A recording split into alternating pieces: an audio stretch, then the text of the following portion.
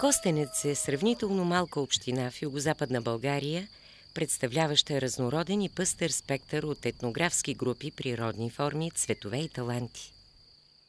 Тя е лесно достъпна поради близостта си до двата най-големи града в България – София и Пловдив, преминаващата наблизо магистрала Тракия и железопътната линия София-Бургас. Община Костенец се изненадва с съхранена природа и запазени традиции, които ще очароват посетителя, ще го приближат към корените му, ще го накарат да преоткрие себе си. Природата е била щедра и към този български край, скътан в подножието на две планини.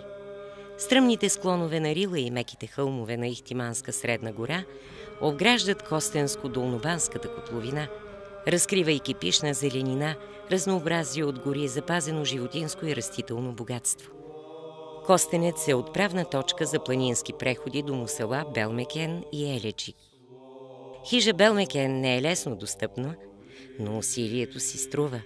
Разположена под едноименния връх на брега на красивото езеро Белмекен, тя приютява запалените планинари и ги зарежда с нова енергия. В резерват Ибър, част от национален парк Рила, природолюбителят може да се натъкне на редица редки растителни видове, като рилска иглика и алпийска роза. Там той може да наблюдава голям ястреб и скален орел, както и множество диви животни. Щъркелите, чието присъствие е индикатор за чистите води и почви в района, са обичайна гледка в град Костенец. От десетилетия те живеят съвместно с жителите на града, които са привързани към тях и пазят гнездата им. Пример за тази дружба е църквата Свети Георги, обновена изцяло през есента на 2014 година по проект към местната инициативна група Костенец 2010. За да може да бъде ремонтиран куполът й, щъркеловото гнездо, приютяващо от години семейство бели щъркели, е преместено с помощта на кран и след това грижливо монтирано обратно, за да могат обитателите му да се завърнат през пролетта. Районът е особено привлекателен за посетителите от големия град, предлагайки им бягство от шума и среща с автентичното. Природната красота и заобикалящото спокойствие носят усещането за безвремие и забрава, възстановяват физическите сили и душевната хармония. Един от символите на района е Костенският водопад, намиращ се в курорта Вили Костенец. През годините той е бил притегателна сила за представители на българската интелигенция. Отбликащите струи и бумтящата вода са черпили вдъхновение Иван Вазов, Стоян Михайловски, доктор Кръстю Кръстев, Димитър Талев и много други български писатели и поети. Едва ли има нещо, което посетителят да не може да открие тук? Планински пейзажи, самобитна култура и местна кухня, докосване до историята. Крепостта Стенос при прохода Траянови врата, наричан от траките Суки, се намира на стария римски път Вия Милитарис. Първите писмени сведения за крепостта са от III век, а археологически проучвания установяват, че е построена върху тракийско селище от бронзовата и желязната епоха. Проходът Траянови врата влиза в историята през 986 година, когато българската войска, предвождана от цар Самуил, извоюва последната забележителна българска победа срещу Византия през ранното българско средновековие. Неизползвана и неподдържана през годините, днес крепостта е реставрирана по европейска програма и готова да разкаже своята история. Постоянният стремеж към духовното и осмислене на собствената идентичност подтиква местните хора да изграждат и обновяват храмове. Общината включва 9 населени места, но в нея функционират 20 места за поклонение. Стари и новопостроени, те са разположени в най-красивите и кътчета, където сякаш досегът с божественото е естествен и постижим. На 2 километра от Костенския водопад, в местността Горна черква, се намира параклисът Успение Богородично. Храмът е построен върху основите на раннохристиянска базилика, датирана от 5 и 6 век, разрушена през 1666 година. Църквата Свети Йоан Предтеча се намира в махала Нова, в село Горна Василица.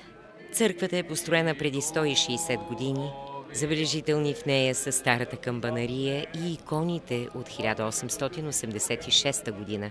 Храмовите празници и земляческите събори сплотяват общността и поддържат жива традицията.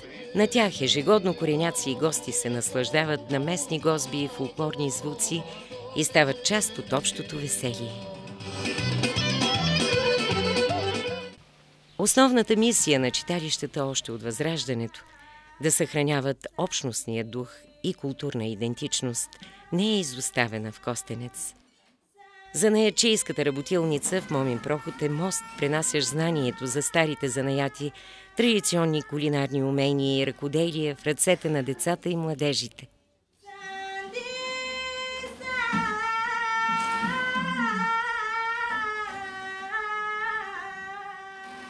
Работилницата ни е изградена през 2009 година по 4 проекта. Първия проект, това е възстановяване на занаятата качество. Втория занаят е за допълване на първия. Това са плетене на шарени чорапи, плетене дантели и шита дантела, кене и плетене на фурке. Третия проект е с цел популяризиране на предишните два и възстановяване на занаята бродерия като самостоятелен занаят и като части от местната ни автентична носия. И последния е, за да завършим цикъл и да завъртим целият това колело, това е опазването на нашите местни кулинария и готварство. Всяка година на християнския празник Сирни заговезни, наричан по-народному Прошки, се провежда традиционния кугерски фестивал. На него дервиши от цялата област с ръчно изработени страшни маски и с грохота на звънци гонят злото и лошите помисли. Възрастните жени от село Костенец съхраняват и предават на децата от театрална работилница Приказно детство към читалището традицията за изписване с восък на колоритните великденски яйца. Ножарството е запазен и практикуван и до днес занаят в село Костенец, второто по големина и най-старото населено място в общината. В миналото населението на село Костенец се занимавало с добив на желязо, абаджийство, кожарство, такачество. В селото се правили 40 вида ножове. Славата на майсторите ножари от Костенец и качеството на техните изделия днес отдавна е надхвърлила пределите на страната. Богатството от минерални води с доказани лечебни свойства предпоставят създаването на 3 курорта в общината – Вили Костенец, Пчелински бани и Момин проход. Те разполагат със собствен облик и предлагат разнообразни възможности и преживявания за посетителя. С различен състав и свойства на водата, лечебните процедури, които се прилагат в курортите, лекуват заболявания на дихателните органи, опорно-двигателния апарат, периферната нервна система и кожата. Хотел Констанция в село Костенец разполага с модерна база за рехабилитация и профилактика. Хотел Езерото, разположен на брега на живописно езеро, създава приказно уютна атмосфера, съчетана с най-съвременни удобства. 3 басейна с минерална вода, спа-център, вила и ресторант. Горещите минерални извори в Момин проход с температура на водата 64 градуса са привличали посетители още от времето на римската епоха. Водата в Пчелински бани е една от най-топлите в България. Температурата е 74 градуса. Важното за нея е, че тя е слабо минерализирана, без миризма на сероводород или на други неприятни примеси. И главното и лечебно действие това е за опорно-двигателния апарат, като също така помага при псориазис. Хотелът разполага с доста голям балнео център, в който се предлагат масажи с козметичен ефект и с медицинско предназначение. Общинският център Костенец е сравнително млад град. Създаването му е свързано с построяването на международната железопътна линия Виена-Истанбул и откриването на белгийската фабрика за кибрид и швейцарската фабрика за хартия в края на 19 и началото на 20 век. В последните години общината все повече се обръща към възможностите, които предлага развитието на туризма, услугите и селското стопанство. Възражда се традиционното за района земеделие, отглеждане на ягоди, малини, капини и боровинки.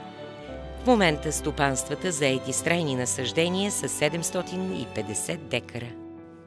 Заради високите си вкусови качества, по-голямата част от продукцията се изнася в Европа. Все повече млади хора усвояват традицията и поемат предизвикателството да изграждат съвременни стопанства и преработвателни цехове, които да предлагат продукция, отговаряща на най-високите стандарти за качество. С малини се занимавам от 11 години. Започнах с идеята, че Костенец е малинарски край. Малинарството има традиции тук. Става малина, което е факт и разбира се за някакъв по-добър доход. Малината я продаваме на преработватели, замразяват и те я изнасят за чужбини. Наличието на просторни поляни и пасища водят до увеличаване на стопанствата, отглеждащи добитък. По професия съм ветеринарен лекар. Любовта ми към овцете специално от малък. Дядо ми и прадядо ми се занимали с овце. И аз продължавам тая традиция. Имам около 140 овце. Голямата част са от породата Вакла Маришка. Порода, която има около поречите на река Марица. Има бъдеще в Костенец, има добри условия за отглеждане на овце, има пасища. Нова атракция в курорт Момин проход е винарската изба Ръсин, създадена по програмата за развитие на селските райони. В нея посетителят може да дегустира и закупи качествени вина местно производство. Жителите на общината се стремят постоянно да обновяват и модернизират населените места, където младите хора да отглеждат децата си в съвременни условия и все пак в хармонична природна среда.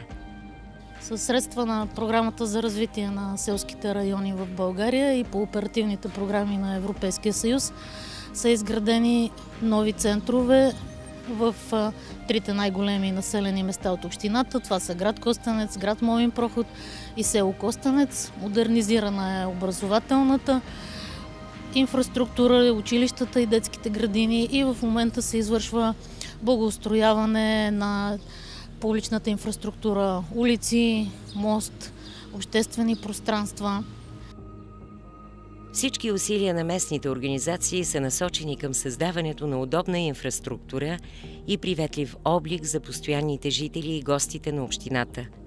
Местната инициативна група МИК Костенец обединява представители на бизнеса, нестопанските организации и местните власти в преследването на една обща цел – да превърнат общината в привлекателно място за живот, бизнес и туризъм. Тя предоставя допълнителен източник на средства за нови инвестиции в частния и публичния сектор. Тази малка зелена община крие голям потенциал, който предстои да бъде преоткрит и разгърнат напълно.